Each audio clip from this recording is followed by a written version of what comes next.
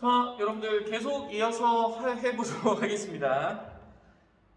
자, 여러분들 22페이지요. 조프 22페이지 5.16 군사정변과 박정희 정부에 대해서 살펴보도록 하겠습니다. 자, 아까 전에 여러분들 4.19 혁명에 대해서 살펴봤어요. 4.19 혁명. 자, 이 4.19 혁명의 결과는 뭐였습니까? 이승만 대통령의 하야로 이루어진다고 그랬었죠. 자, 그리고 이승만 대통령이 물러나고 들어선 정부는 장면 정부. 우리가 대통령 중심제와 내각 책임제 혹시 여러분 차이 알고 계신가요? 우리나라 현재 대통령 중심제입니다. 근데 이제 가까운 나라로 일본, 먼 나라로 영국 같은 경우에는 이제 내각 책임제라고 이야기를 하죠.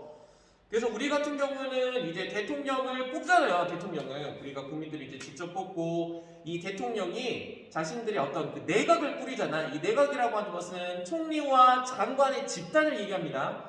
그래서 대통령 같은 경우는 지금 국무총리 그리고 각 행정부의 장관을 뽑아가지고 이렇게 그 행정부를 이렇게 이루게 되죠. 나라의 어떤 나라 살림살이를 하는 사람을 뽑게 되지. 자, 그런데 이 내각 책임제 같은 경우는 어떤 그 총리를 직접적으로 뽑는 것이 아니라 이제 다수당이라고 그래요. 그 어떤 당을 이제 투표를 해가지고 그 다수당이 그 당에서 이제 내각을 꾸리는 것을 이야기합니다. 그래서 거기 같은 경우에는 총리가 이제 실질적인 권한을 가지게 되죠. 그래서 이 장면 정부에서도요, 여러분들 이 장면은 국무총리고요. 그리고 대통령은 윤보선이라고 하는 사람이에요. 그런데 이 내각 책임제 같은 경우에는 주로 그 입헌군주정, 그러니까 일본과 영국과 같이 왕이 있는 그런 나라에서는 그런 나라에서 자주 택하는 제도거든. 근데 우리나라 같은 경우에는 왕이 없잖아. 그래서 그 구색을 맞추기 위해서 대통령을 윤보선으로 이제 해놓은 거고 실질적인 권한은 국무총리에게 다 있기 때문에 그 사람의 그 내각이다, 그 사람의 정부다. 그래서 장면 정부, 장면 내각이라고 얘기를 하는 거야. 자, 그런데 이 장면 내각 같은 경우에는 그 당시 어떤 혼란한 사회를 좀 잘 해결을 하지 못한다고 합니다. 그래서 이제 그 4.19 혁명의 이제 성공으로 이제 많은 요구들을 이제 국민들이 하게 돼요. 이거 해라, 저거 해라, 뭐 통일 이야기하자, 무슨 이야기하자, 이런 다 어떤 요구들을 하는데 장면 정부가 여기에 효율적으로 대응하지 못합니다. 그리고 장면 정부 같은 경우는 어떤 이 평화 통일, 이 통일에 대한 이런 거를 또 이제 또 주도를 하려고 하고, 그리고 또 경제 개발을 위한 자금을 마련하기 위해서 군대 수를 좀 감축하려고 하는 그런 모습들을 보이게 돼요. 자, 군인소 이제 감축 이야기가 있다 보니까 당연히 이제 군인들이 굉장히 좀 화가 났겠죠. 그래서 이 박정희 소장을 중심으로 하는 5.16 군사정변이 61년에 일어나게 되죠. 그래서 우리는 이것을 5.16 군사정변이라고 이야기를 합니다.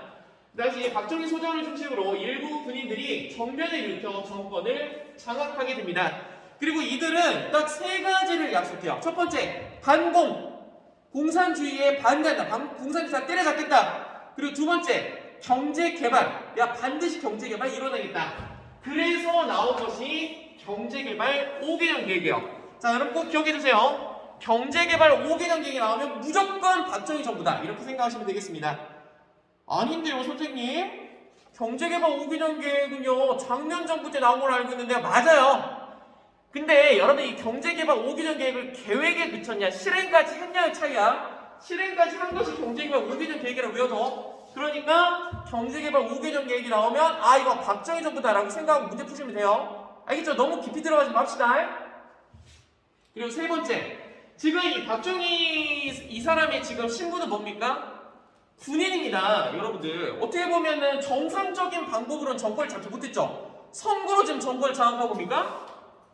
아니야. 군인을 일으켜가지고 일어난 거잖아. 지금 군인을 일으켜가지고 정권을 장악한 거잖아. 그러니까 정상적인 방법은 아니야. 그래서 이 사람 세 번째로 나중에 좀 괜찮은 정치인이 나타나게 된다면, 사회가 안정된다면 민간인에게 정권을 위임하겠다. 이 세 가지를 약속합니다. 이 세 가지 모두 다 약속을 지키긴 지켜요. 어떻게 지키는지 한번 살펴봅시다.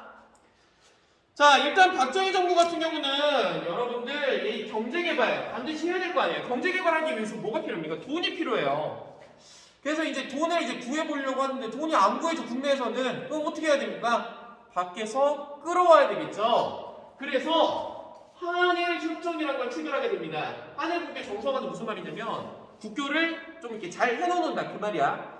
우리나라와 일본 사이가 좋을 수가 없죠, 여러분들. 아니, 우리는 일본한테 36년간 지배를 당했잖아. 식민 지배를 당했잖아. 그리고 원수지. 견원 사이라고 하나요? 그러니까 개와 원숭이의 사이가 된 거야. 진짜 너무 사이가 나쁜 거야. 그런데 한일 국교 정상화, 일본과 이제 다시 외교 관계를 다시 하게 된다는 거죠. 그래서 우리는 일본으로부터 경제 개발에 필요한 돈을 끌어오고, 그리고 일본 같은 경우는 과거에 자기들이 했던 거를 좀 지우려고 하고 서로의 이해관계가 맞았다는 거지. 그래서 한일 국교 정상화가 있어. 그럼 우리 국민들이 가만히 있겠습니까? 세상에 저들에게 제대로 된 사과를 받아야 될 거 아니냐.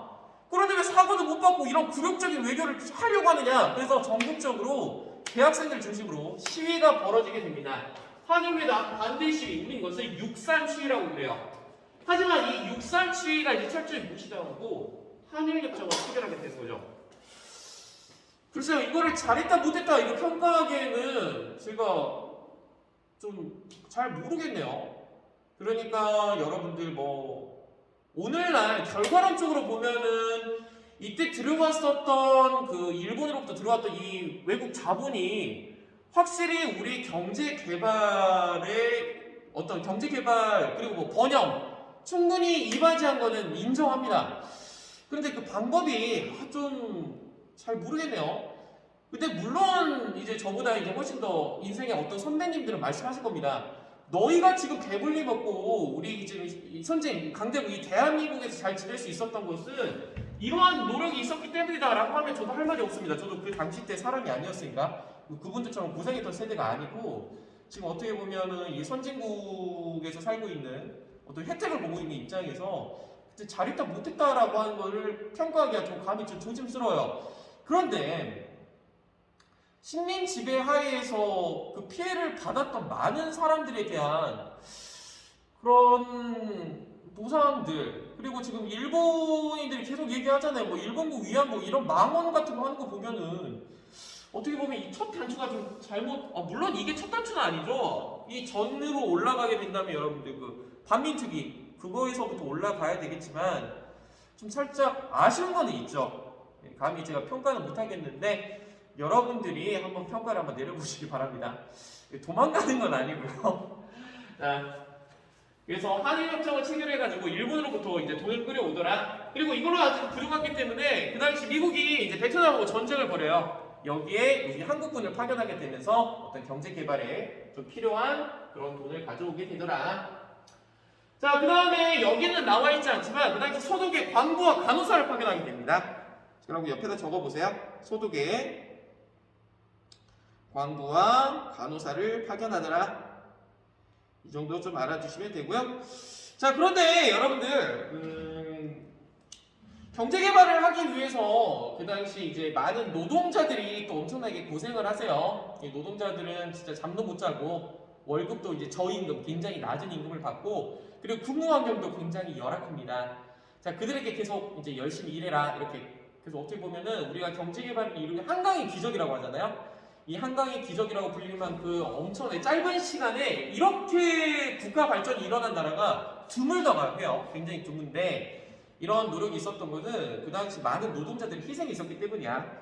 그래서 이런 노동자들이 근로기준법을 좀 준수해라. 뭐 임금을 좀 일반 뭐 많이 달라는 것도 아니고 사람이 어떤 기본적인 생활을 할 수 있게끔 임금 올려달라. 근무 환경을 개선해달라라고 요구했던 사람이 있었어요. 그 사람 좀 적어봅시다. 이 경제개발 5개년 계획에서 그 당시 근로기준법 준수 주장했었던 전태일 열사가 있어요. 아름다운 청년이라고 하는 사람인데요. 이 전태일 열사가 이 근로기준법을 준수하라라고 말을 남기면서 이 몸에 이제 불을 지르는 이제 분신 자살을 했었다. 이렇게 좀 알아주시면 분신했었다. 이렇게 좀 알아주시면 되겠습니다.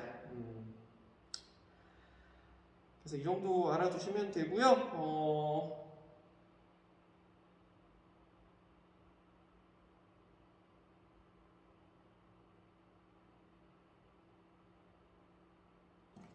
시기가 여러분들 여기서 마치고요. 나머지 부분은 여러분들 제가 집에서 촬영해가지고 업로드 하도록 하겠습니다. 자, 여러분들 수고 많으셨습니다.